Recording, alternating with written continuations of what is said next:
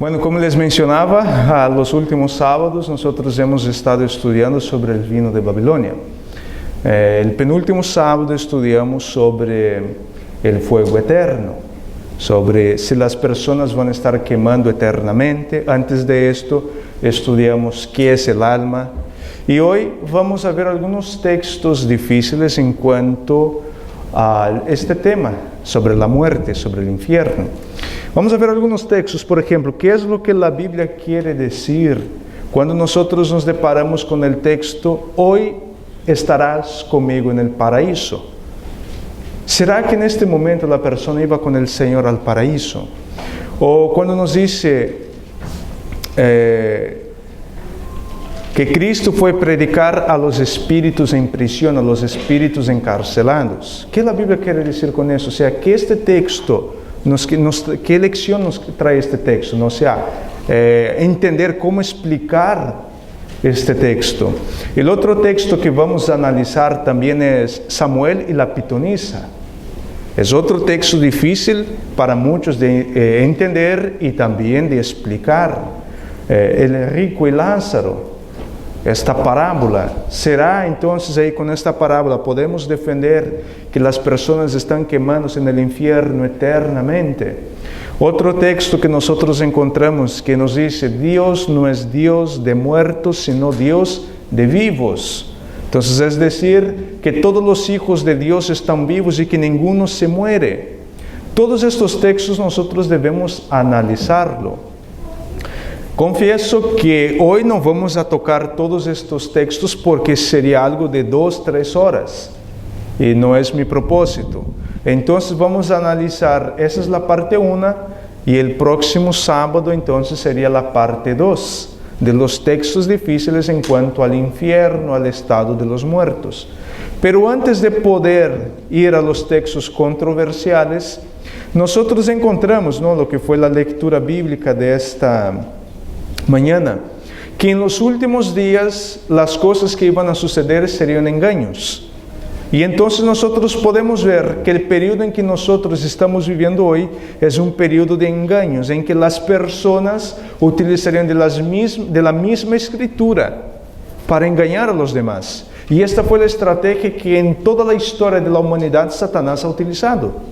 Podemos ir al libro de Génesis, no vamos a abrir, pero en el libro de Génesis nosotros encontramos ahí que cuando la serpiente empieza a hablar con Eva, la serpiente utiliza lo que Dios había dicho, pero claro que tergiversando, añadiendo cosas que Dios no lo había dicho. De igual manera, en la tentación de Jesús, después de los 40 días de ayunar, viene Satanás para tentar a Jesús y al principio él no utiliza la Biblia. Sin embargo, para la segunda tentación, él utiliza la Biblia, pero quitando una pequeña palabra muy importante, por más que era pequeña, pero una palabra muy importante, y él la sacó para tratar de llevar a Jesús a cometer un pecado. Entonces, es decir, que nosotros debemos conocer las Escrituras para que tú y yo no seamos engañados por Satanás. Y es más, en el mismo libro de Mateo, capítulo 24, el versículo 24, nos viene hablando de qué clase de engaños serían estas y lo muy poderoso que serían estos engaños. Mateo capítulo 24, versículo 24 nos dice así. Porque se levantarán falsos cristos y falsos profetas y harán grandes señales y prodigios, de tal manera que engañarán, si fuera posible, aún a los escogidos. Normalmente, nosotros agarramos este texto aquí, de Mateo capítulo 24, y aplicamos, eso es un error de hecho hacerlo así. Hay muchos que aplican a los milagros que se ve en otros lugares, de que entran personas allá enfermas y que las sanan, y ya ves, ahí Mateo 24 se está cumpliendo. Pero permítame decirles que este texto no se está refiriendo exactamente a los milagros que se ve por el mundo afuera. No. Este texto aquí está llevando más para el tiempo del fin. Porque, por ejemplo, aquí viene diciendo que estos milagros, estos engaños, serían tan poderosos que podrían Quizás, no lo va a hacer, pero son tan sutiles, son tan poderosos, que hasta mismo los elegidos podrían ser engañados. ¿Cuál es la única forma, la única manera de que los elegidos no sean engañados? Ellos tienen que estar fundamentados y firmados ¿en qué? Aparte de Cristo, sí, en Cristo, pero más específicamente aquí ¿en qué? En la palabra de Dios. Si tú y yo tenemos el hábito, la costumbre de escudriñar las Escrituras, vamos a poder identificar la verdad de la mentira y los engaños. Pero debemos entender algo, los engaños de los últimos días no va a ser algo así corriquero. No sé si existe esta palabra en español o yo la inventé. Común. Sí, ¿verdad? No van a ser así. Los engaños de los últimos días van a ser algo tan sutiles, pero tan poderosos, que tú vas a tener que luchar con tus ojos. Ajá. ¿Y la lupa de Dios cuál es? La palabra de Dios. Entonces, es más, Apocalipsis capítulo 13, el versículo 13 y el versículo 14, aquí entonces el apóstolo Juan nos viene hablando de la obra maestra de Satanás en los últimos días. Esto aquí entonces, Apocalipsis capítulo 13 nos viene hablando de las cosas que van a suceder antes de la segunda venida de Cristo. Entonces es decir, que las cosas que tú y yo estamos viendo, algunos milagros que nosotros escuchamos ahí, y tú ves que la persona está pisoteando abiertamente la palabra de Dios, y que más que nada es para sacar dinero de la gente, sacar beneficios económicos de la gente, esto ahí no te va a engañar. Porque tú ves a esta persona y tú vas a decir, no, ese ahí es un engañador, un estafador. Lo que él está haciendo es un teatro para engañar a las personas. Entonces es decir, que Mateo 24 no se aplica a estos engaños. Mateo 24 va más conectado con Apocalipsis 13, versículo 13 al 14, que nos dice así. También hace grandes señales, de tal manera que aún hace descender fuego del cielo a la tierra delante de los hombres, y engaña a los moradores de la tierra con las señales que se le ha permitido hacer en presencia de la bestia, mandando a los moradores de la tierra que le hagan imagen a la bestia que tiene la herida de espada y vivió. Entonces aquí nosotros estamos viendo que en el tiempo final, antes de la venida de Cristo, los engaños van a ser muy poderosos. Es más, como yo ya les mencioné, tú y yo vamos a tener que luchar en contra de nuestros ojos, de lo que nuestros ojos están viendo. Es más, no soy profeta y tampoco soy hijo de profeta. Pero una cosa yo les digo, no se espante si tú empiezas a ver caminar personas que ya hace años pasaron al descanso. No se espante que quizás algún familiar tuyo que ya hace años, que ya es en la sepultura, y que esta persona aparezca a ti y venga a decir que tú tienes que hacer algo que está contrario a la Biblia. Esto es algo, va a ser algo muy poderoso. Y solamente aquellos que estén fianzados en la palabra de Dios, aquellos que tengan el hábito, la costumbre de escudriñar las Escrituras, van a poder hacer frente a los engaños de Satanás. Porque aquí Apocalipsis capítulo 13 nos viene diciendo que hasta fuego del cielo va a hacer descender para engañar a las personas. ¿Qué personaje de la Biblia a través de su oración descendió fuego del cielo? ¿Quién? Elías. ¿Cuál era el conflicto de Elías? La adoración, la verdadera y la falsa adoración. ¿Cuál es el conflicto final entonces? Entre la verdadera adoración, entre el verdadero día que Dios separó para la adoración y el día que el hombre separó para que se adore. Ese es el conflicto.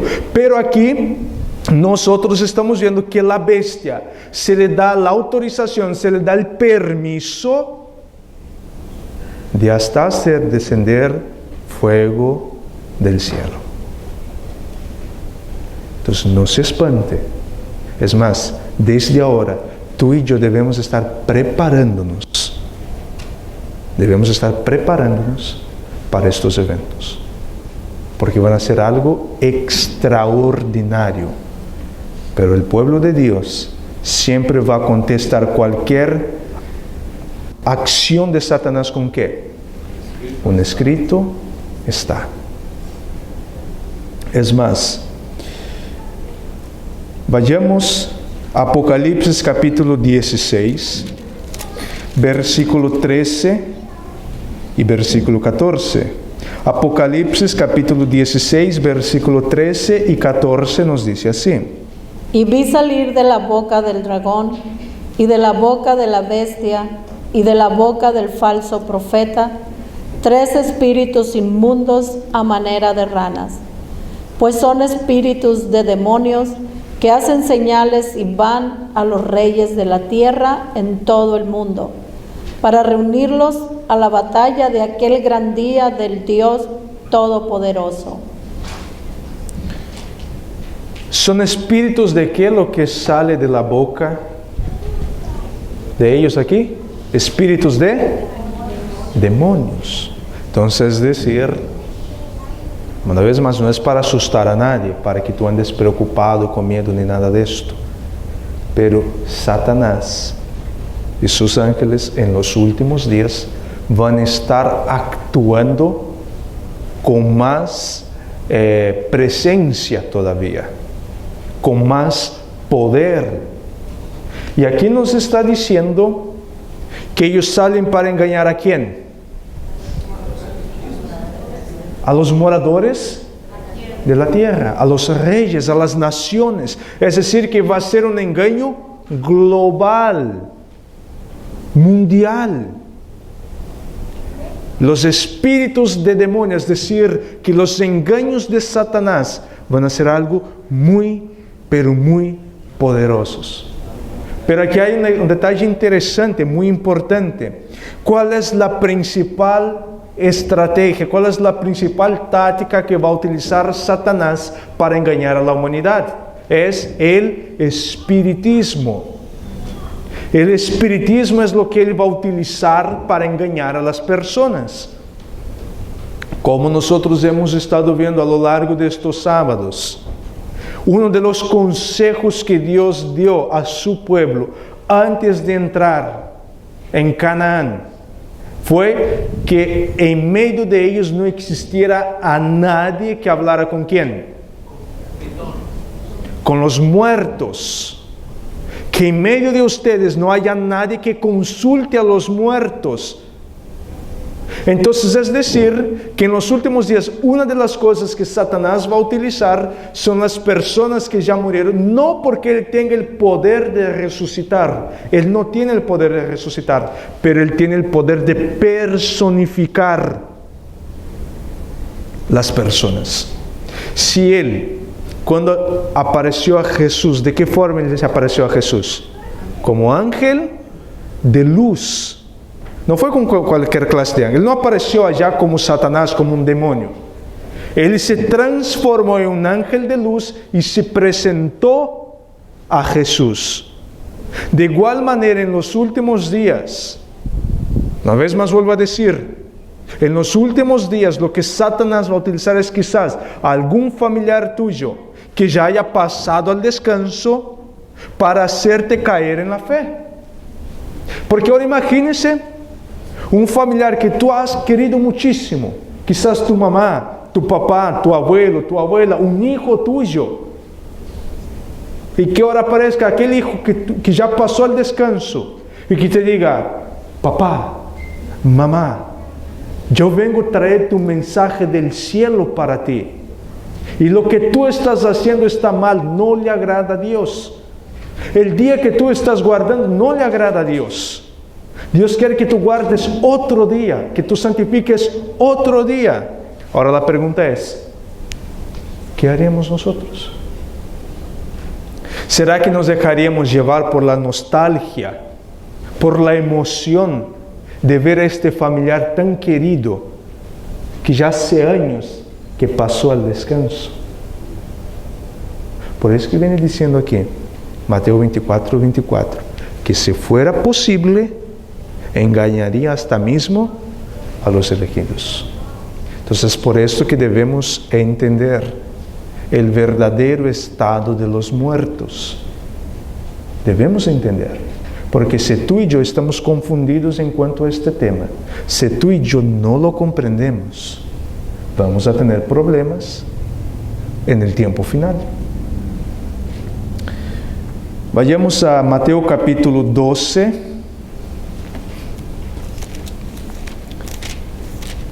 versículo 38 al 39. Mateo capítulo 12, versículo 38 al versículo 39 nos dice así. Entonces respondieron algunos de los escribas y de los fariseos diciendo: Maestro, deseamos ver de ti señal. Él respondió y les dijo: La generación mala y adúltera demanda señal, pero señal no le será dada, sino la señal del profeta Jonás. Vamos a quedar nomás con la primera parte de este versículo. Los escribas y los fariseos, uno de los grupos religiosos que había en el medio del pueblo judío, los escribas allá, los fariseos se acercaron a Jesús. ¿Y qué fue lo que le pidieron a Jesús? Señales. Muéstranos señales para creer en ti.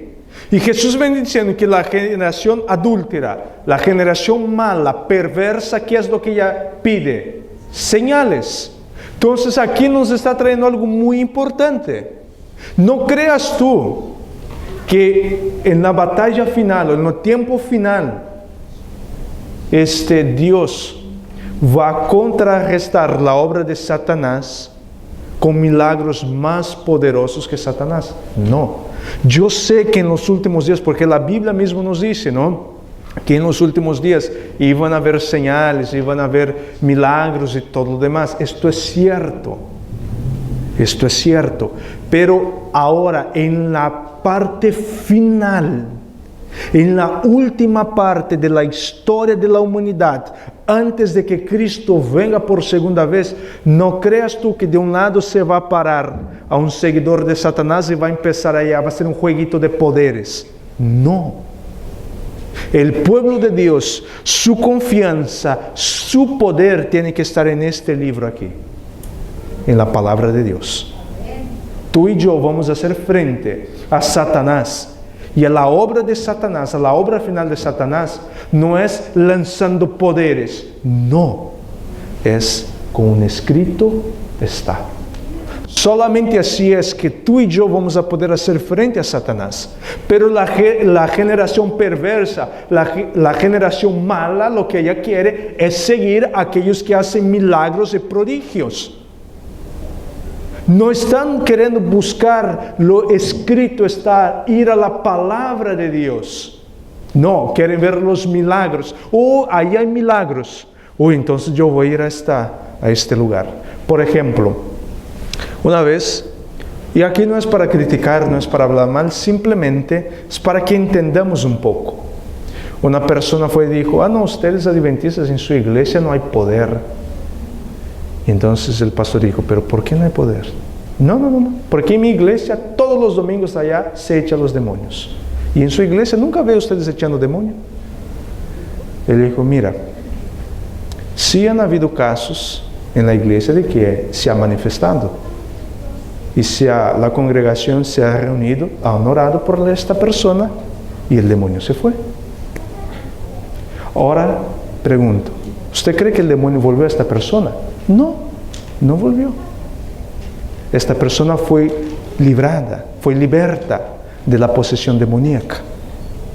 Sin embargo, ya en tu iglesia se echan demonios todos los domingos y todos los domingos ahí están los demonios de nuevo. ¿Dónde está el poder? Porque para mí el poder es aquel que una vez que se echa el demonio ya no vuelve más. Ahora esto que se echa el demonio y todos los domingos el demonio está allá de nuevo, de verdad que ya es casi miembro allí también. Y eso no es para criticar, no es para hablar mal, pero es decir que no debemos seguir a aquellos que hacen grandes milagros y prodigios, no.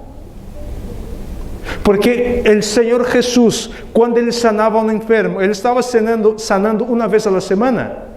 Era una sola vez, sanó a la persona y la enfermedad se fue y no volvía más la enfermedad a la persona.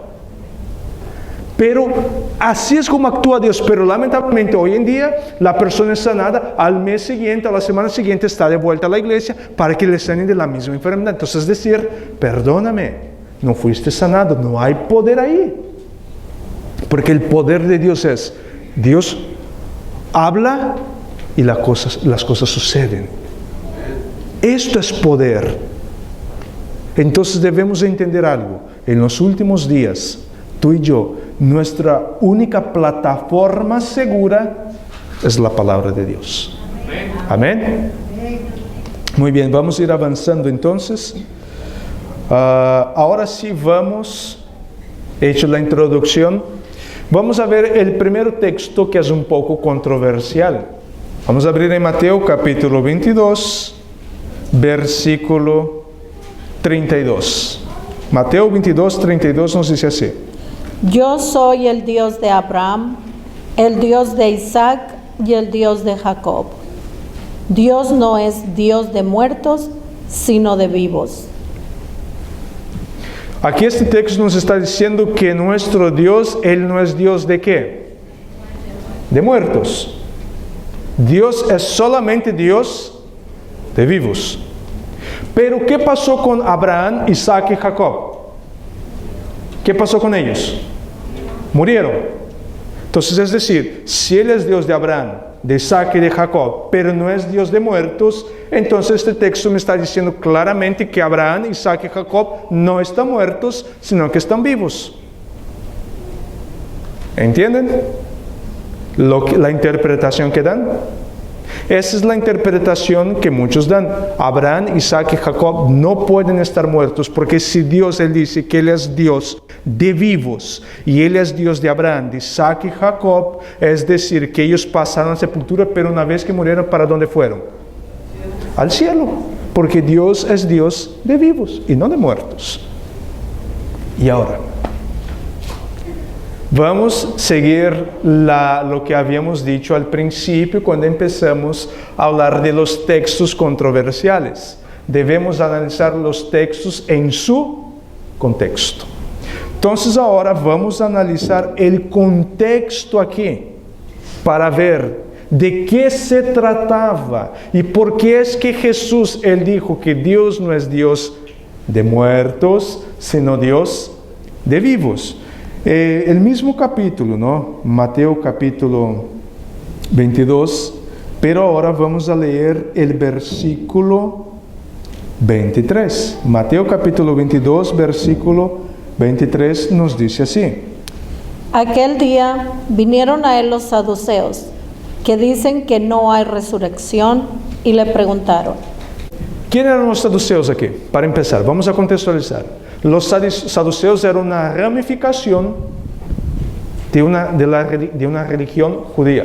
Existía la religión judía como en sí, pero ellos tenían 5 ramificaciones, que más adelante vamos a ver. De entre ellos, los más famosos y populares estaban los fariseos y los saduceos. Pero debemos entonces entender qué creían los saduceos. Y el texto aquí ya nos está diciendo, los saduceos no creían en qué. En la resurrección. Los saduceos, ellos eran fatalistas. ¿Qué es la palabra fatalista? Nació, vivió, murió, se acabó. Ya no hay resurrección. La persona una vez que pasa a la sepultura, ahí se acabó y no hay nada más después de esto. También ellos eran, no voy a usar la palabra enemigos, pero ellos eran opositores a los fariseos. Los saduceos y los fariseos no se llevaban para nada. Eran dos ramificaciones de la religión judaica, pero opuestas. Otra cosa que caracteriza los saduceos es que ellos eran intelectuales. Ellos se enfocaban más en lo que era la filosofía, el conocimiento. Eran personas muy intelectuales. Para su época, ellos eran hombres, grandes filósofos, grandes oradores. Estos eran los saduceos. Ellos también eran materialistas. Que cuando yo digo materialista no es en la parte económica. Ellos solo creían en la materia. Ellos eran un poco escépticos también. Ellos no creían en la infinidad de cosas. Por ejemplo, una de las cosas que los saduceos no creían era en los ángeles. Para los saduceos no existían ángeles. Ellos no creían en la obra del Espíritu Santo. Para los saduceos no existía el Espíritu Santo. Otra cosa que no creían los saduceos era que Dios se involucraba con la humanidad, en el sentido de que Dios creó el mundo, Dios puso el mundo a funcionar y Dios dio la espalda y se fue. Y que el mundo siga su propio curso. No es que Dios va a estar interviniendo en los eventos de la historia de la humanidad. Estas eran algunas creencias que tenían los saduceos. Y entonces aquí ellos siempre hacían esta pregunta a los fariseos, porque los fariseos no podían contestar. Y entonces ellos crearon una parábola, inventaron una historia, y con esta historia lo que ellos hacían para dejar a los fariseos sin argumento. Y entonces ahora ellos se acercaron a Jesús para presentar esta historia a Jesús, porque ellos creen que Jesús era como los fariseos.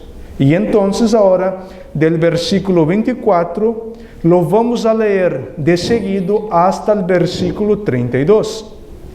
Mateo capítulo 22, versículo 24, y vamos a leerlo hasta el versículo 32, y aquí vamos a mirar cuál era el contexto y cuál era la discusión que estaba viendo en la época. Entonces, Mateo capítulo 22, versículo 24 al 32 nos dice así.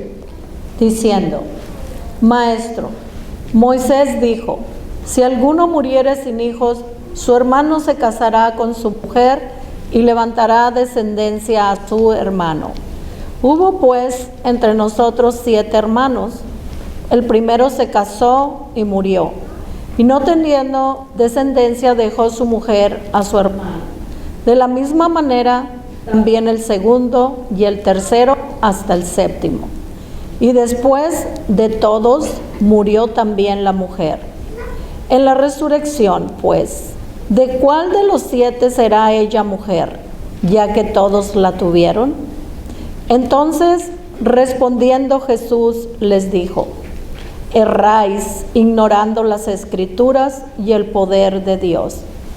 Porque en la resurrección ni se casarán ni se darán en casamiento, sino serán como los ángeles de Dios en el cielo.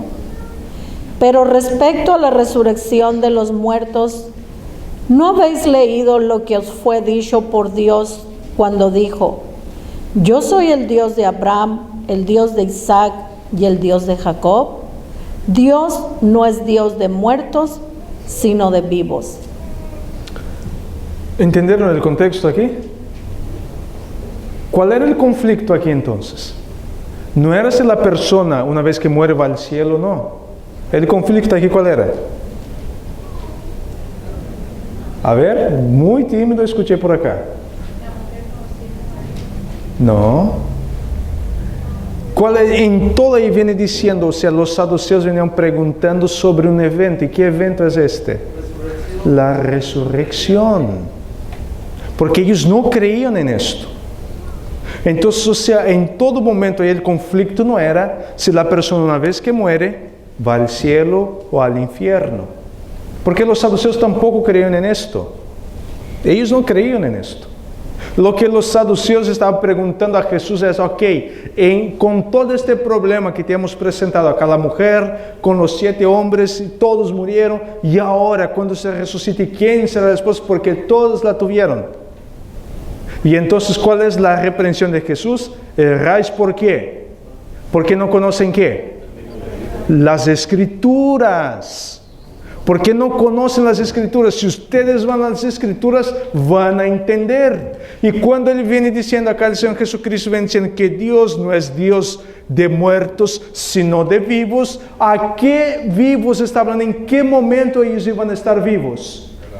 En la resurrección. En la resurrección entonces ellos iban a estar vivos. Por eso es Dios de vivos. Hablando en el futuro, en el periodo de la resurrección. Porque no vamos a abrir, pero Hebreos capítulo 11, versículo 10, nos viene diciendo que Abraham tenía la esperanza de la ciudad prometida. Pero el arquitecto de esta ciudad, ¿quién es? Dios. El arquitecto, ¿quién iba a edificar esta ciudad? Entonces, ¿cuál era la Canaán que esperaba, la ciudad que esperaba Abraham? ¿La terrenal o la celestial? La celestial. Abraham tenía bien claro el concepto. Por esto que Abraham es llamado el padre de la fe, porque fue el primero en que Dios lo llamó para separarlo de un pueblo, y de ahí hizo la promesa. Pero la promesa que Dios le hizo a Abraham no fue una tierra temporal, no una ciudad temporal, sino una ciudad futura, que es la nueva Jerusalén. La nueva Jerusalén, ¿de dónde va a descender? Del cielo, de parte de Dios. Esta era la ciudad que el arquitecto es Dios, y esa era la ciudad que Abraham esperaba. Abraham estuvo temporalmente viviendo ¿en qué? En carpas, en tiendas, porque Abraham sabía que la ciudad preparada para él no era ninguna ciudad aquí, sino que era la ciudad eterna. Entonces Abraham tenía muy en claro este concepto. Y por esto que aquí la Biblia dice que Dios es Dios de vivos, porque aunque la persona pase al descanso, el Señor tiene poder para resucitarla. Esa era la esperanza de Abraham. Y podemos ver esto claramente en el momento que Abraham estuvo dispuesto a sacrificar a Isaac. La esperanza que Abraham tenía en su corazón, ¿cuál era? De que Dios tenía poder para resucitar a Isaac aún de entre los muertos. Abraham también tenía muy bien esto en claro. Y toda la descendencia de Abraham, después Isaac, Jacob y toda su descendencia, ellos estaban, esto fue el pacto que Dios había hecho con ellos. Esta era la promesa que Dios les había dado. Y podemos ver claramente. Moisés, cuando ellos están a punto de entrar en la tierra prometida, ¿qué es lo que Dios dice a Moisés? ¿Qué dijo? Que él no podía ¿qué? Entrar en la ciudad. ¿Cómo se siente Moisés? Entristecido, pero Dios, ¿sabes qué? Ve, sube al monte. Y Moisés dice, Señor, permítame nomás ver al pueblo entrar en la ciudad, en la tierra prometida. Y Dios dice, Moisés, basta, vete al monte, allá te voy a sepultar. Y entonces el Señor lleva a Moisés al monte. Moisés sube al monte. Moisés pasa al descanso, pero después, ¿qué es lo que sucede? Lo resucita, y ahora Dios dice, ¿sabes qué? Lo que yo tenía preparado para ti no era la terrenal, era la celestial. Y lo llevó allá. Y uno dice, pero ¿dónde está que Moisés fue llevado al cielo? Cuando en el monte de la transfiguración, ¿quién apareció a Jesús? Moisés y Elías. Ahí estuvieron los dos. Entonces ahí está muy claro que Moisés fue resucitado por el Señor. El libro de Judas viene diciendo que cuando el arcángel Miguel contendía contra el diablo, pero contendía por causa de qué? ¿Cuál era la discusión allí? ¿Por el cuerpo de quién?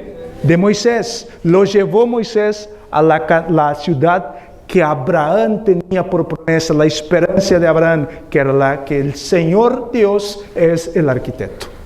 Entonces aquí el texto, el conflicto aquí no es a dónde van los muertos, porque todos ellos aquí, en todo momento se está hablando de la resurrección. Ahora la pregunta del millón aquí viene. ¿Para qué Dios me va a resucitar para llevarme al cielo si yo ya estoy en el cielo? ¿Para qué? Si yo ya estoy... Imagínate que tú pasas el descanso y como tú eres una muy buena persona, ¿no? Como una vez un muchacho en la clase, ¿no? Yo le dije, oye, tú eres bueno. ¿Sabes qué me contestó? Buenísimo. Así me dijo. Y entonces, como tú eres una persona buena, el Señor te llevó al cielo. Ahí tú estás gozando de los privilegios y de toda la hermosura del cielo. Y una bella mañana Jesús dice, oye, ¿sabes qué? Vamos a volver a la tierra, te voy a resucitar y te vuelvo a traer para acá de nuevo.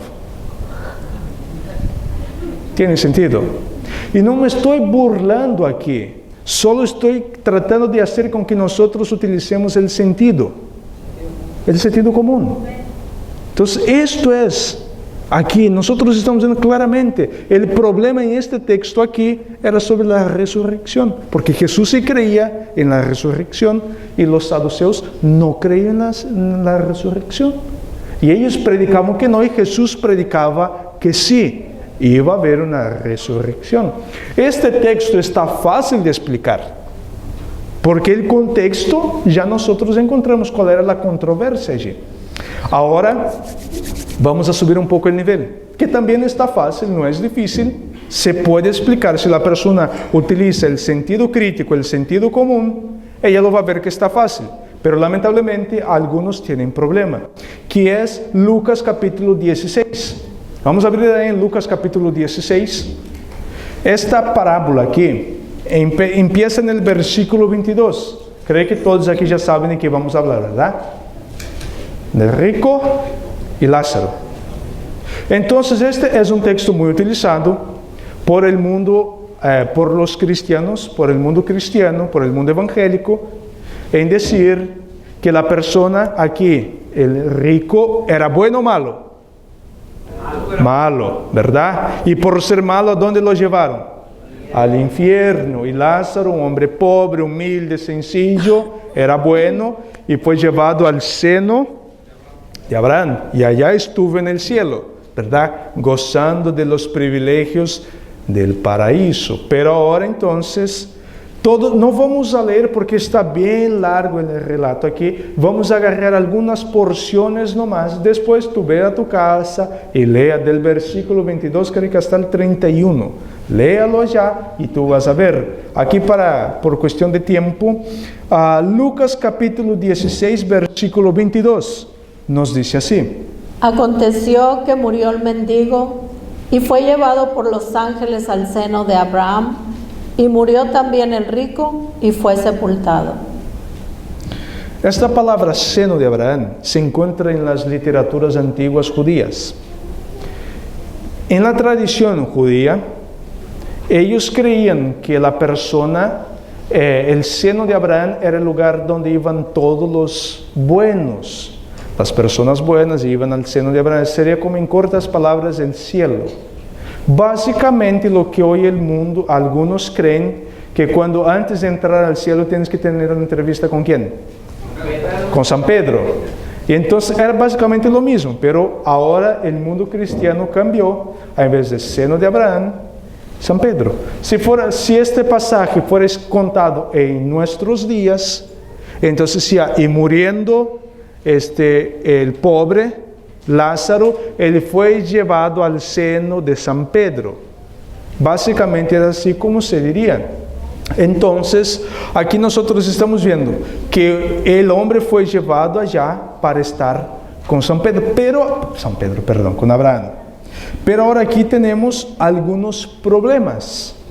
Y vamos a identificar algunos problemas de este pasaje.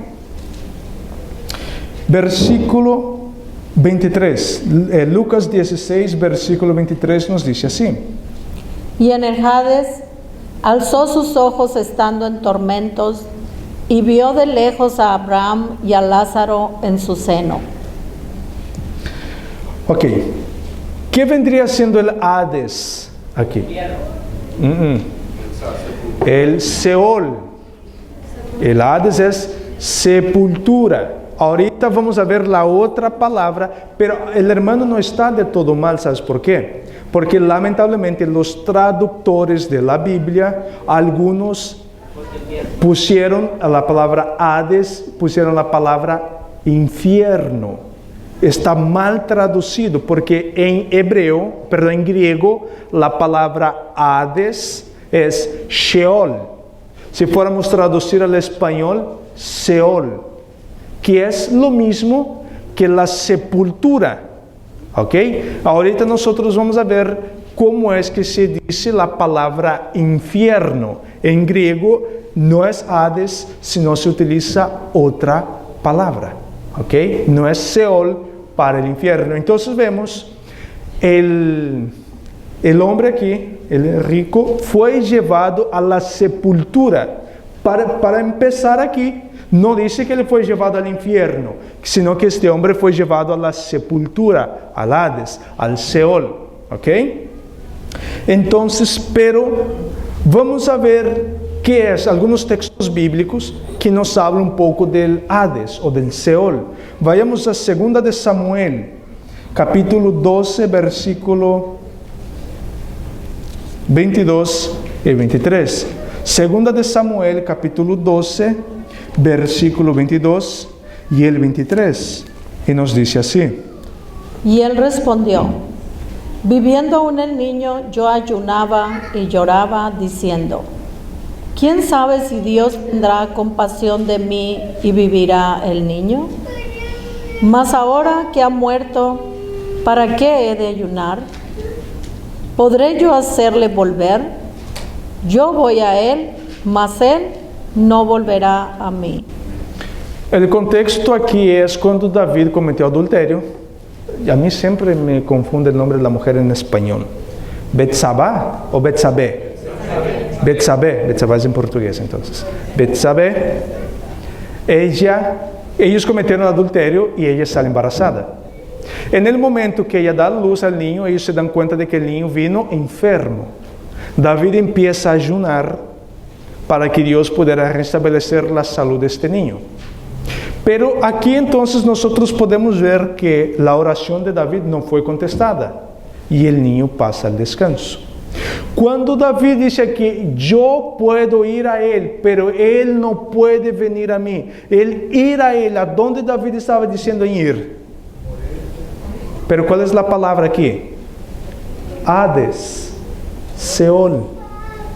La palabra, toda la vez que en la Biblia dice Hades, ella nunca está relacionada con el infierno. La palabra Hades es sepulturas. Que cuando tú vas, haces el hoyo y pones la persona con el ataúd. David viene diciendo, este niño no puede venir a mí. Mira cómo David tenía en claro el estado de los muertos. Si David está diciendo que el niño no podría venir a él, es porque los muertos no lo saben. Entonces aquí, pero David dice, pero yo sí puedo ir a él. ¿En qué momento David podría ir a él? En el momento que él pasara al descanso. Pero no que los dos iban a vivir y convivir y abrazarse, no. Ir a él es tener el mismo fin o el mismo destino del niño. Yo también puedo ir al Hades, ir a la sepultura. Entonces la palabra Hades no tiene nada que ver, Seol no tiene nada que ver con infierno. ¿Ok? Vamos a ver otro texto aquí que nos va a ayudar. Ahora sí, vamos a ver la palabra que sí va relacionada con infierno. Y esta nosotros encontramos en el Evangelio de Mateo. Mateo capítulo 5, versículo 22. Mateo capítulo 5, versículo 22. Mateo capítulo 5, versículo 22 nos dice así. Pero yo os digo que cualquiera que se enoje contra su hermano será culpable de juicio. Y cualquiera que diga necio a su hermano será culpable ante el concilio. Y cualquiera que le diga fatuo quedará expuesto al infierno de fuego. Gracias. Entonces aquí nosotros estamos viendo, haciendo la separación de nuevo. La palabra Hades, Seol, sepultura. Pero la palabra infierno, ahora aquí sí, porque el Señor Jesucristo viene diciendo que será condenado al lago, al infierno de fuego. Esta palabra en griego es Gehenna.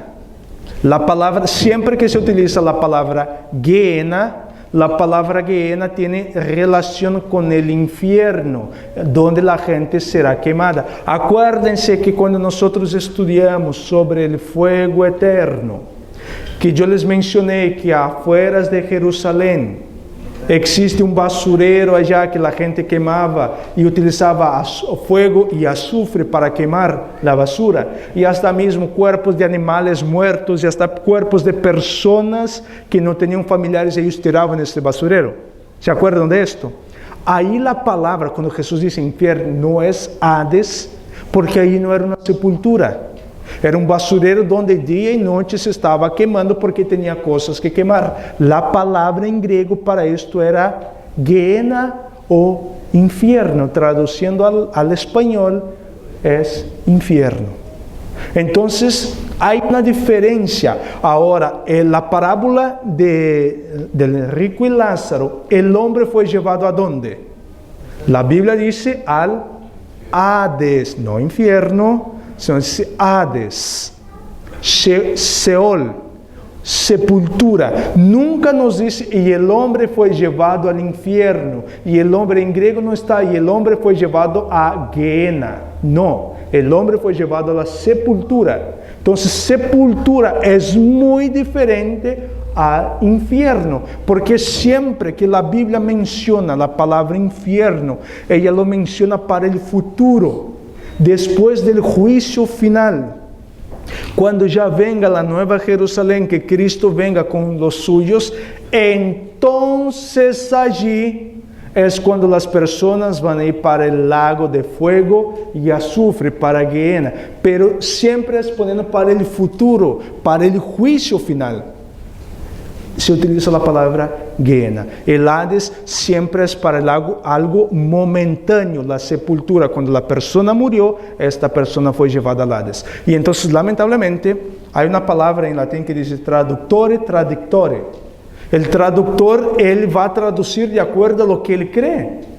Si la persona, en su teología, ella cree en el infierno del lago de fuego y azufre, en el momento que la persona muere, siempre que encuentra la palabra Hades, ¿qué es lo que ella va a poner entonces ahí? Infierno, porque es lo que ella cree. Esa es su teología, esa es su creencia. Por eso que debemos analizar varias versiones. Y mientras más antigua es la versión, más fiel al original ella es. Pero lamentablemente las versiones más antiguas utilizan un español que nosotros ya casi no utilizamos. Si yo empezara a predicar y leer con la versión Reina Valera 1909, muchos aquí no lo van a comprender porque es un español antiguo. Para muchos la versión 1960 ya se les hace un español difícil de entender, que es un español un poco antiguo también. Pero es importante para tu estudio personal, para que tú conozcas, es importante analizar otras versiones para que te aclare la mente. ¿Ok? Entonces aquí vamos antes de volver a Lucas.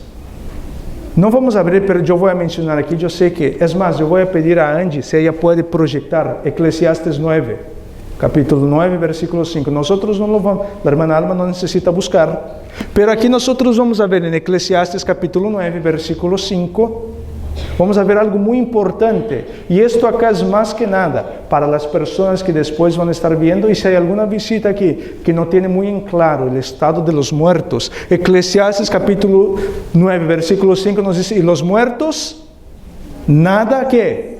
Nada sabe, su emoción, su sentimiento, todas estas cosas puestas ¿qué? En el olvido, y ella ya no tiene más recompensa en nada de lo que se hace debajo del sol. Entonces es decir, que la envidia, que el amor, que todos los sentimientos que la persona tenía, hasta mismo el dolor, él es puesto en ¿qué? En el olvido. Una vez que la persona muere, la palabra morir aquí es la palabra Hades. En el momento que la persona pasa a la sepultura, toda su emoción, todo su sentimiento, todos sus dolores, sus angustias es puesto en el olvido, la palabra Hades. Pero la palabra Gehenna sí, la persona lo va a sufrir, la persona va a lamentar, pero eso es para el futuro, para el juicio final. todavía no estamos en el juicio final. Todavía Cristo no vino para destruir pecados y pecadores. Pecado y pecadores, perdón. Cristo no ha venido. Entonces, siempre que la Biblia habla de muerte, hay que ver bajo qué contexto el Señor Jesucristo o el autor está mencionando. Pero la mayoría de las veces, cuando es para el tiempo presente, la palabra es Hades, Seol, sepultura. ¿Les quedó claro? Muy bien. Ahora volvamos entonces al Evangelio de Lucas. Abramos en Lucas capítulo 16. Yo me confundí acá. Lucas 16, versículo 24. Entonces él, dando voces, dijo: Padre Abraham, ten misericordia de mí, y envía a Lázaro para que moje la punta de su dedo en agua y refresque mi lengua, porque estoy atormentado en esta llama. Aquí tenemos algunos problemas con este pasaje ahora. Y vamos a ver, como yo les mencioné, vamos a utilizar el sentido común, el sentido crítico acá. Cuando yo digo el sentido crítico, no de criticar, sino de analizar las cosas. Y los mismos que defienden que la persona cuando muere va al infierno, tienen problema con el versículo 24. ¿Por qué? Porque aquí viene diciendo, según este pasaje aquí, ¿cuál es la distancia entre el cielo y el infierno? Es la distancia de un brazo. ¿Sí o no? Porque viene, moja el dedo y viene acá y moja mi lengua. Entonces el cielo y el infierno es un brazo de distancia. Pero ahí hay un problema, porque ellos dicen que la distancia aquí es simbólica. Ellos dicen que esté comunicando y viendo, porque y alzando los ojos, lo miró y les dijo a Padre Abraham, y pidiendo para que Lázaro pudiera. Entonces, eso también es simbólico, no es literal. Lo único literal aquí es el fuego. Eso sí es literal. Todo lo demás es simbólico. Ahí tenemos un problema. Y yo tengo un grave problema con esto aquí ahora. Porque ¿cómo que yo puedo agarrar el mismo texto y decir, esto es literal, esto es simbólico? En el mismo texto. Es que no se puede. No se puede. Aquí hay un problema. Entonces estamos viendo aquí, si esto es literal, si esto es algo aquí literal, que el infierno y el cielo están a la distancia de un brazo, de un codo, si fuéramos a utilizar las medidas bíblicas, es de la punta de tu codo a la punta de tu dedo indicador. ¿Okay? Esta es la distancia. Entonces aquí tenemos un grave problema. Porque la gente dice que el carácter de Dios, ¿cuál es? Dios es. Ahora imagínate tú fuiste al cielo, pero tu hijo fue al infierno. Y que al momento que tú quieras, tú puedes venir a la orilla y estar mirando a tu hijo sufriendo. ¿Qué placer tú ibas a tener en el cielo? Ninguno. Porque es muy corta la distancia. Tú vas a estar viendo ahí a un familiar tuyo sufriendo día y noche por los siglos de los siglos sin fin, y tú allá gozando y disfrutando del cielo y mirando, ya ves, no me hiciste caso, te prediqué, no quisiste escuchar. Ahí es lo que te tocó. Miren que Dios sádico esto, con perdón de la palabra. Pero ese es un Dios déspota, un Dios tirano. Es un Dios que yo no puedo creer en este Dios. Soy así de sincero.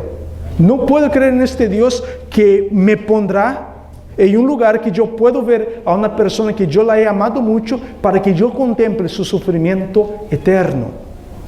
O viceversa, que tu familiar fue al cielo y que tú estás allá en el infierno mirándolo, gozando del cielo y tú ardiendo allí eternamente. No se puede. Son cosas que no tienen sentido. Otro problema aquí, porque aparentemente, ¿quién es el jefe del infierno aquí entonces? No, pero aquí es Abraham. Porque Abraham es el que tiene la llave y permite y despermite a la persona que haga lo que quiera. Porque dice, Abraham, dale permiso a Lázaro para que venga y me moje la lengua, porque el tormento que está. O sea, está mostrando que el jefe del infierno, Abraham es jefe del cielo y jefe del infierno también. Hay otro problema aquí. Otra cosa, la Biblia no se puede contradecir. No vamos a ver, pero en el Evangelio de Juan, capítulo 11, versículo 11 al versículo 13, hablando de Lázaro, hermano de Marta y María, cuando dijeron a Jesús, Jesús, Lázaro ha muerto. Pero Jesús dice que Lázaro estaba ¿qué? Durmiendo. ¿Qué fue lo que pensaron los discípulos? Que era el dormir de Lázaro, el sueño de ¿qué? Del descanso. Pero Jesús dijo, Lázaro ha muerto. ¿Cómo era que Jesús consideraba la muerte entonces? Como un sueño. ¿Cuántos de ustedes aquí sienten dolor, a menos que te dé un calambre? Pero si no te da un calambre en la noche, ¿cuántos sienten dolor mientras duermen? Nadie, ¿verdad? Aquí nosotros estamos viendo que en el sueño uno, solo cuando está durmiendo, ella solo va a sentir algo si está teniendo algún sueño, ¿verdad? Ahí puede sentir emoción, tristeza, estas cosas, pero es algo momentáneo. Terminó el sueño, tú vuelves a dormir y se acabó. De la hora que tú te acuestas hasta la hora que tú te levantas, para ti pasaron segundos. Casi no sentiste nada. Jesús compara a la muerte como un sueño, pero aquí aparentemente Jesús está diciendo que la muerte es el tormento eterno. Ese es otro problema que hay, que la Biblia no se puede contradecir. El texto de Eclesiastes que acabamos de leer, Eclesiastes capítulo 9, 5 al 6, dice que los muertos nada saben. Entonces, hay otro problema. El apóstol Pablo menciona que la corona de la vida será dada ¿cuándo? La corona eterna. ¿Cuándo es que ella será dada? ¿Cuándo es que él va a recibir su corona? La recompensa eterna. Cuando Cristo venga por segunda vez. Apocalipsis capítulo 22, versículo 11 al versículo 12. He aquí yo vengo pronto y mi galardón conmigo para pagar a cada uno segundo ¿qué? Sus obras, sean buenas o sean malas. Entonces, ¿cuándo es que se dará la recompensa? Cuando Cristo venga, no cuando la persona muere. Ahí no se le dará ninguna recompensa. Lo que va a pasar es que esta persona va al descanso. Entonces estamos viendo algunas controversias de este texto aquí. Y los mismos que defienden tienen problema con el pasaje, con el versículo 24. Ellos ahí tienen problemas para explicar, porque si es literal, ellos no pueden decir que es literal. Y entonces lo que ellos hacen es, eso es simbólico, eso es literal. Pero otro detalle muy importante, no se puede hacer doctrina de una parábola. La parábola es una enseñanza, pero no una doctrina. Y esto aquí es una parábola, no es una doctrina. Hay muchos que dicen, no, pero Jesús no empieza diciendo que es una parábola, pero antes de esto Jesús cuenta una parábola del buen siervo. Ele solo da continuidade. Ele não termina uma parábola e diz, agora vou contar outra parábola. Ele conta a parábola do bom servo. Ele continua, ele já junta a seguinte parábola de rico y Lázaro. Y en ambas parábolas lo que el Señor está mostrando aquí es lo que tú estás haciendo con los recursos, con los bienes que el Señor te ha dado. Y según lo que tú estás haciendo, será tu recompensa. Apocalipsis 22, aquí yo vengo pronto y mi galardón conmigo para dar a cada uno según lo que haya hecho, sea bueno o sea malo. Si la persona de un buen uso de los talentos y de todos los recursos que Dios le ha dado, la recompensa para ella es la vida eterna. Sin embargo, si la persona no ha hecho un buen uso de este talento, de este don, entonces será la recompensa del castigo. Eso es lo que nos está diciendo aquí la parábola. Versículo 27 y 29. Versículo 27 al 29 de Lucas 16. Entonces le dijo: Te ruego pues, Padre, que le envíes a la casa de mi padre, porque tengo 5 hermanos, para que les testifique, a fin de que no vengan ellos también a este lugar de tormento. Y Abraham le dijo: A Moisés y a los profetas tienen, óiganlos. Bien, este personaje aquí tiene ¿cuántos hermanos? 5 hermanos. Este personaje que él está representando a quién? El rico está representando a quién? Muy bien, a los judíos. ¿Cuál ha sido de las naciones la más privilegiada? Los judíos. Como yo les mencioné, los judíos habían 5 ramificaciones. Y voy a mencionar los nombres aquí. La primera de ellas, los fariseos. La segunda, los saduceos. La tercera, los herodianos. Después vienen los celotes, y los esenios. Estos eran las 5 ramificaciones de la religión judía. Entonces, aquí en la parábola, quien está siendo representado es la nación en sí. Jesús hablando lo que iba a pasar con ellos si ellos no se arrepintieran. Porque nosotros, de cómo era que los judíos trataban a los gentiles. Decían a ellos, estos son perros, cerdos, piedras. Por eso viene el pasaje, si Dios quisiera sacar hijos de estas piedras, los sacaría. Cuando Jesús menciona, Él señala a los gentiles. No está hablando a piedras literal.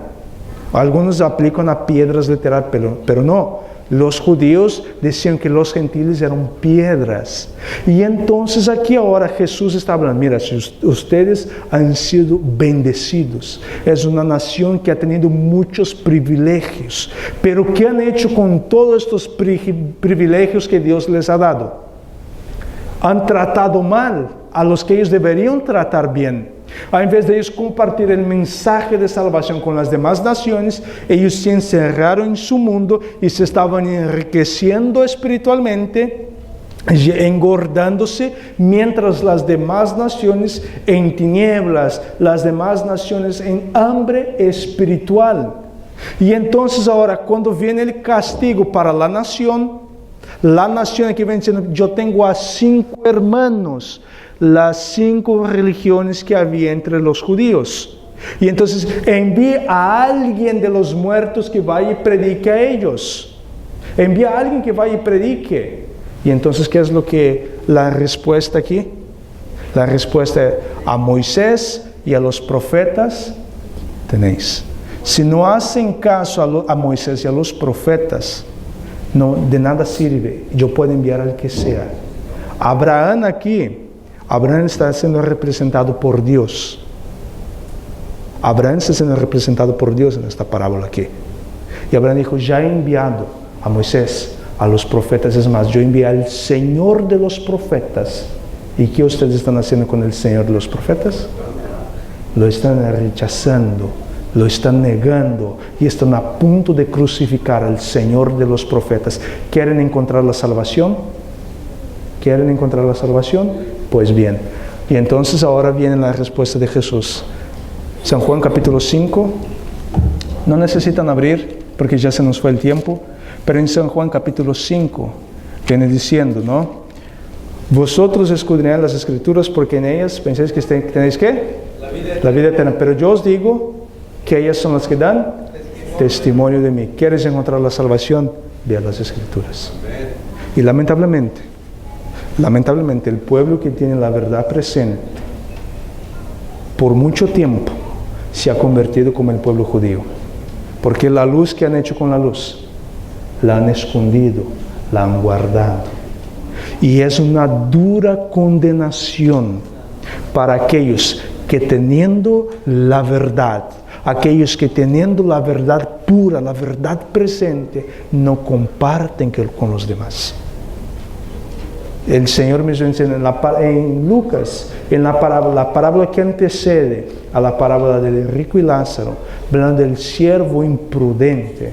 Este siervo no hizo lo que su Señor le mandó. Y entonces enseña, porque el siervo no dio el alimento a su tiempo, el Señor lo lanza a las tinieblas y ahí será el llanto y el crujir de dientes y sufrirá el castigo eterno.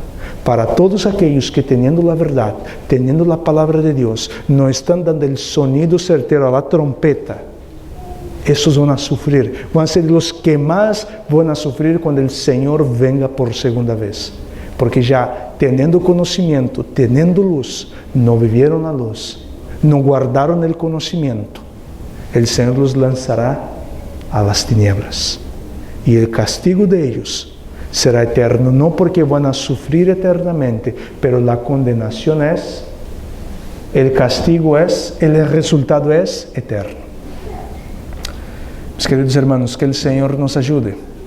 Hoy vamos a quedar nomás con estos textos acá. El próximo sábado vamos a continuar con los demás. Pero que el Señor nos ayude, que nosotros no vengamos a ser como el rico de esta parábola aquí. Porque esta parábola no es una doctrina, es una enseñanza. Que nosotros podamos agarrar esta enseñanza y aplicar a nuestras vidas. Y que nosotros vengamos a ser el buen siervo, el siervo fiel, que da el alimento a su debido tiempo. Y todos aquellos que están pasando hambre y necesidad, y ahora no estoy hablando del hambre física, sino del hambre espiritual. Aquellos que están en necesidad, que tú y yo vengamos a compartir el pan vivo, el pan que los va a alimentar espiritualmente, que los va a fortalecer para la crisis que vendrá y los va a preparar para la segunda venida de Cristo. Que el Señor los bendiga y les guarde. Este es mi deseo y mi oración. Y en este momento los invito a que nos pongamos de rodillas para finalizar con una oración.